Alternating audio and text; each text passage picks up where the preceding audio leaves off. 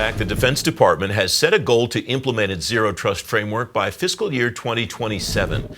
DoD Chief Information Officer John Sherman told me at DOTUS in December the department's on track to meet that goal.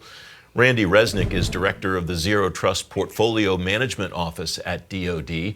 John Sahlin is vice president of cyber solutions at GDIT. Gentlemen, welcome. It's great to see you. Randy, welcome. I'll go to you first. Thank you. As I mentioned, I talked to John about this, and he was very explicit about the fact that you're focused on making sure that you're meeting the mission requirements of Zero Trust and not just checking off a whole bunch of items on the list of controls, 90 some, I think.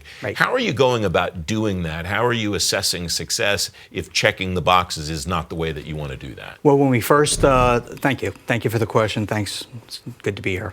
When we came up with the definition of Zero Trust, we realized that the equipment that makes up the infrastructure for Zero Trust has to be integrated.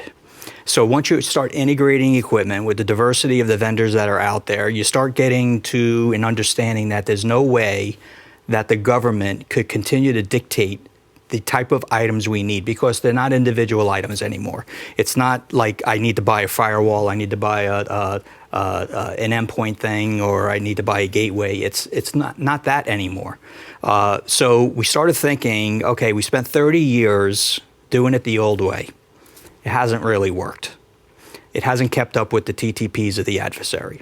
So instead, why don't we try a different thing? Why don't we say the outcome that we want to achieve in Zero Trust? For us in the DoD, it's stopping the adversary, dead in the tracks, and then work backwards and allow industry to innovate on that concept, which allows for a tremendous amount of innovation. And that's exactly what we've seen in the last 2 years. So we think we have a winning idea. Industry likes it a lot because we're not telling them what to do anymore. It's not a checklist, but in a way we're describing what needs to get done in terms of the 91 activities for our target ZT. But how to go about doing it and which products need to be weaved together and integrated, that's up to them. We just want the outcome. How do you respond to that? That's what industry's been asking for everything for forever, as long as I can remember, isn't it, John? Oh my God, it's music to my ears. I love it, and we've had this conversation before. You know, I sometimes come off as a little heretical when I say this, but you know, I firmly believe that cybersecurity, particularly Zero Trust, but in general, it's not about compliance. It's not even really about IT. It's about meeting the mission objectives. That's right. And your focus on the outcomes, your focus on stopping the adversary is exactly right. Because for me, as a system developer, as a system builder, I would much rather have use cases. Tell me what you're trying to achieve. Don't give me a bunch of shall statements. And this approach is perfectly in line with that. Tell me what the outcomes are. Tell me what activities we're trying to achieve and how we're trying to stop the adversarial TTPs. And let's just go after it. And I don't think you've ever heard of that concept prior to Zero Trust. Certainly not in federal. Mm-hmm. Certainly not in federal. It's very much a Silicon Valley, agile development, user story driven concept. And I love that, because there are so many proof points of the effectiveness of telling me what, don't tell me how. Right. How do you in the department and you in industry consider that concept when you're doing things like pushing it out to the tactical edge, another thing that John and I talked about at DOTUS? Yep, so we are describing the problem at the tactical edge. Basically, a lot of people think of Zero Trust as only at the enterprise level. Imagine we're in a room this size, but it's packed with air conditioners, dehumidifiers, that's how people think of enterprise. Mm-hmm. But in the tactical edge, depending on the service that you are, if you're the Navy, it might very well be a submarine. If you're in the Marines, it's an individual or a team rolling in the mud. Now, and for CJADC2, it will be all of those things. It will be all of right? that, right. It'll be the signals. Mm-hmm. So everybody has a different story of what a tactical edge is. And so for zero trust, that becomes very complex because depending on the device that you're using at the tactical edge, it may or may not be able to have the storage or an operating system even that you need for zero trust. That's number one. Number two is zero trust fundamentally needs or requires an identity of the user, of the people that you're communicating with, of other devices. And so if you're completely disconnected, that's what the tactical edge really means. They call it DDIL. If by chance the internet goes down and you're completely disconnected and you have a ZT infrastructure, how do you continue to communicate and do your mission? You know, we don't want to not allow the mission to continue. So we need to think about innovative ways to bring down what is absolutely required and cache it locally, or to do other innovative things that industry brings to bear, because I'm describing as the government or the ZTPFMO the problem, and I'm saying this is the problem, give me a solution for the outcome that I need to get. Yeah.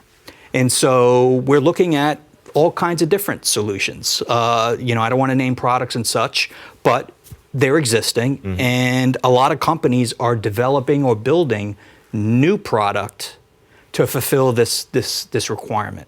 And that's exactly what the DoD wants to see. We want to see a diversity of equipment that performs in the toughest situations. John, about the edge, you wrote recently, ZT becomes particularly critical as you move down to the tactical edge. How so, and why is that? What multiplies that as one gets closer to the edge? Well, I think something that Randy said is really important here when we talk about tactical edge, which is the tactical edge is different depending on the service and the mission. That's right.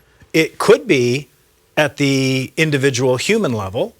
It could be at the platform level, something like a submarine or a ship. It could be a deployed unit, or it could be, you know, the Army looks at the division as their unit of action for a core, or from a unit of action to peel down to the tactical edge at some levels. Each of those face different challenges.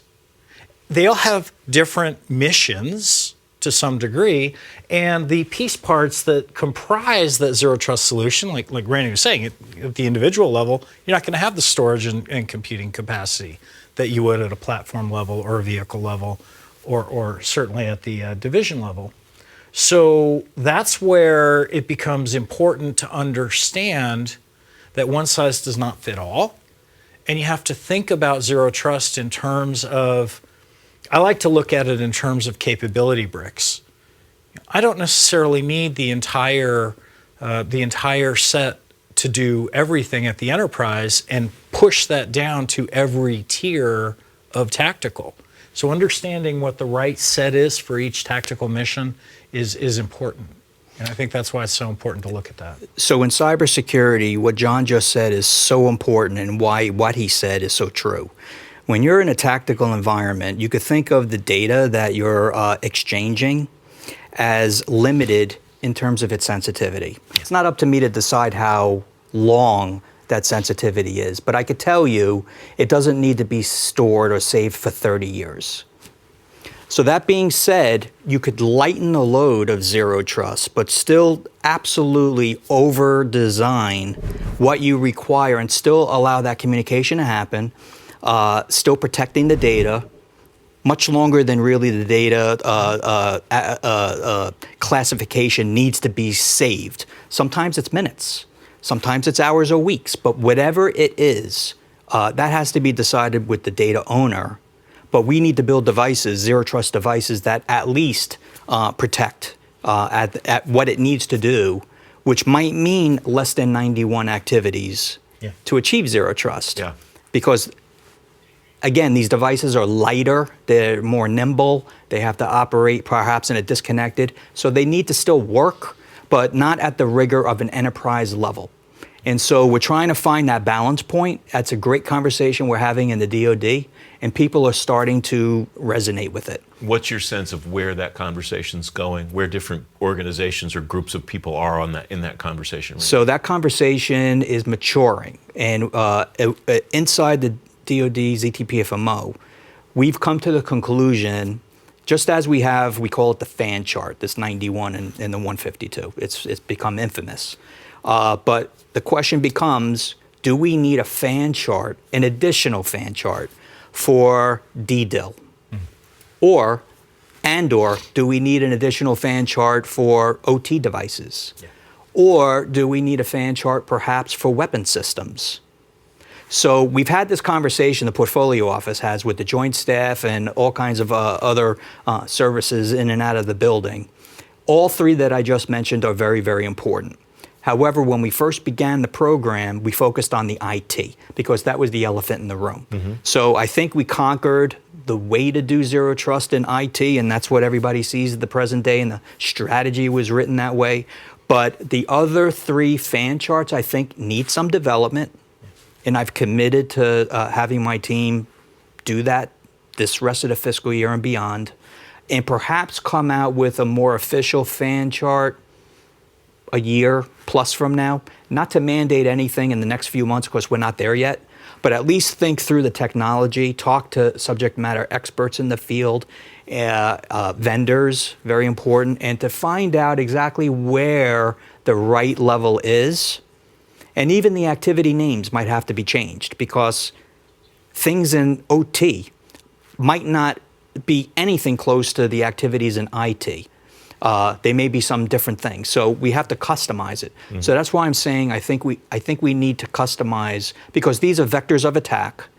You need to have zero trust on them at some level, and we can't ignore it. Mm-hmm. So I think that's something that we need to do going forward, and that's how we would solve that problem. John, I think I jumped on top of you. You wanted to make a point, and I followed on to Randy a little too quickly. No, not at all.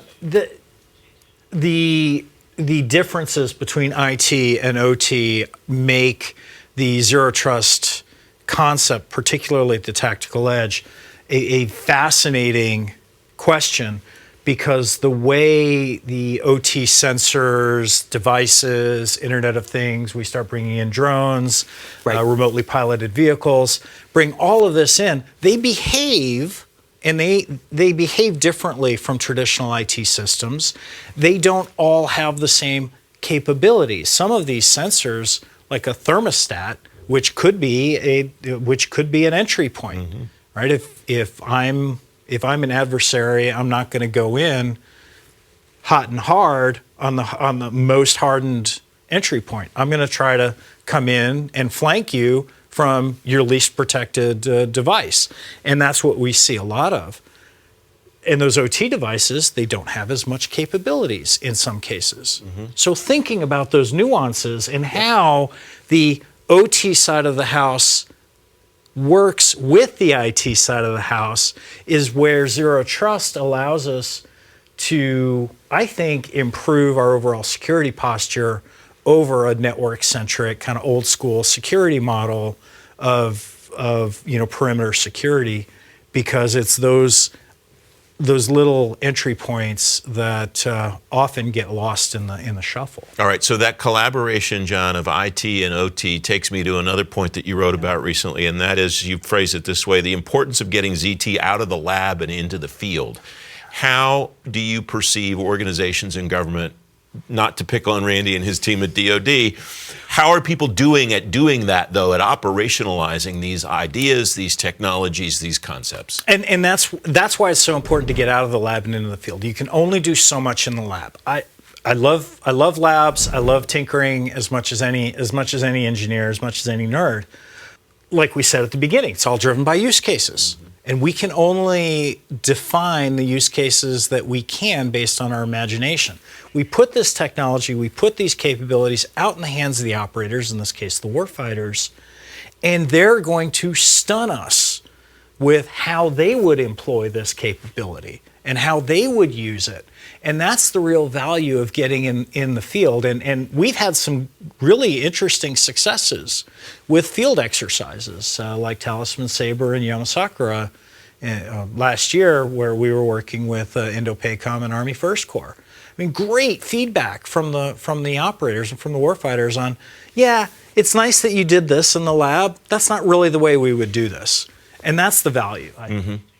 What do you see as far as getting this out there to put it in the hands of the people who will use it? And it's not, to be fair, just warfighters. It's not just the tip of the spear. It's the entire enterprise of the department, right? Yep, and it goes beyond that. Yeah.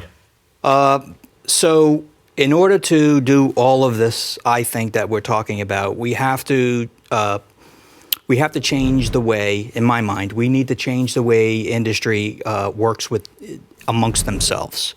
I mentioned earlier that we needed this integration thing going on, that not any one company really could deliver full zero trust at the target level, this 91. You need a minimum of a bunch of companies, let's say 5, could be more, where you have to integrate your products together. And that's not so easy. So having companies work together normally as frenemies now, whereas before they were competitors, is really antithesis to the business plan of yesterday. Mm-hmm. So I've encouraged vendors privately and publicly in some of the talks I've given that you have to start working together because the Department of Defense is not going to do the integration anymore. We failed at that. We're not good at that. We fight wars, battles. We aren't really that good. We're not experts in the products that we're integrating. The vendors are. So we would rather have the vendors work the hard problems out, which includes patching, and get a secure configuration per our design based on the outcome we want. And really all we want is to install it and then have a patching schedule and allow us to move our data, our users or whatever into this new environment. Mm-hmm. So that, I think, is the future. In order to do that, we need to get vendors working together. So when we do that, it's not only the DoD that's going to benefit. I've been talking, the portfolio office has been talking to the FedCiv community. They have their strategy for zero trust. They're going at a different pace. That's fine. But when you squint your eyes, you'll see the DNA of the DoD strategy for ZT inside. When you look at what the IC is doing, same exact thing. And over the last 2 years since the portfolio office has been formed, we've been contacted by the Five Eyes, our allies in Indo-PACOM, NATO, others. So they all are starting on their zero trust journey. The DoD is far ahead of everybody else in the thinking process, and they're asking for our documents and for help. And so as long as they're an ally, we're leaning forward and doing what we can to strengthen not only their networks, but obviously we're on a very fast pace to strengthen ours. John, we have a little bit less than a minute left. What are you telling the people that you work with in government that they should be paying attention to over the horizon a year from now or 2 years from now that maybe is not something they need to deal with today, but is something that they should be aware of that's coming down the pike? I think that what I usually tell them is start now. Make some progress and learn as much as you can, because we can't predict what our adversaries are going to be doing, what their TTPs are going to be doing a year from now, 5 years from now. And I think that collaboration is necessary, it's critical, but it's critical to get started. And I love what you said, Randy, about working together in collaboration. And I may end up, probably fired for saying this, but I agree with you. My candle Nothing doesn't. wrong with that. My candle doesn't burn brighter by putting out someone else's. And I think that working with our frenemies is important. Working with our competitors is critical. And let's get at it. Yeah. And let's not forget the DIB. They'll benefit as well. That's right. John and Randy, it's a great conversation. Thanks for joining me today.